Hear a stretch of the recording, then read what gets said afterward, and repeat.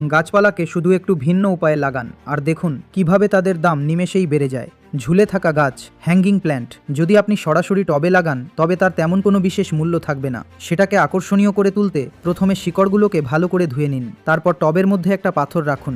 শিকড়গুলোকে সেই পাথরের চারপাশ দিয়ে পেঁচিয়ে বসিয়ে দিন। এরপর ওপর থেকে একটি প্লাস্টিকের জলের বোতলের কাটা অংশ বসিয়ে মাটি ভরে দিন এবং কয়েক মাস সেটার যত্ন নিন। যখন মাটিটা সরিয়ে ফেলবেন তখন সুন্দর রুট স্টাইল শিকড়ের নকশাসহ একটি দামি হ্যাঙ্গিং প্ল্যান্ট তৈরি পেয়ে যাবেন। সূর্যমুখী বা পর্তুলিকা, টাইমফুল, সান প্ল্যান্ট গাছকেও যদি সরাসরি টবে লাগান তবে সেটাকে খুব সাধারণ দেখাবে। তাই কিছু মোটা আর লম্বা ডাল বেছে নিন। সেগুলোকে একদিক থেকে ধরে বিনুনির মতো করে বা পেঁচিয়ে একটি ডিজাইন তৈরি করুন। ওপর থেকে কোনো কিছুর সাপোর্ট বা সাহায্য দিয়ে ওটাকে ফিক্স করে দিন এবং টবে বসিয়ে দিন। নিয়মিত ডালপালা ছাঁটাই করতে থাকুন। ব্যাস, মাত্র 6 মাসেই ওই সাধারণ গাছটি একটি দামি ডিজাইনার সানপ্ল্যান্টে পরিণত হবে।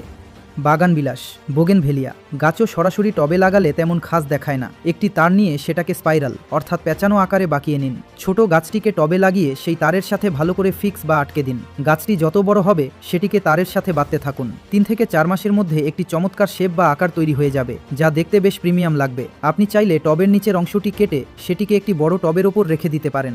জল শুধু নিচের টবটিতেই দেবেন এবং সময়ে সময়ে ওপরের অংশ ছাড়তে টপিং থাকবেন, যাতে গাছটি বেশি লম্বা না হয়ে যায়। পরে ওপরের টপটি সরিয়ে নিলে একটি চমৎকার রুট স্টাইলের বাগানবিলাস গাছ রেডি পেয়ে যাবেন।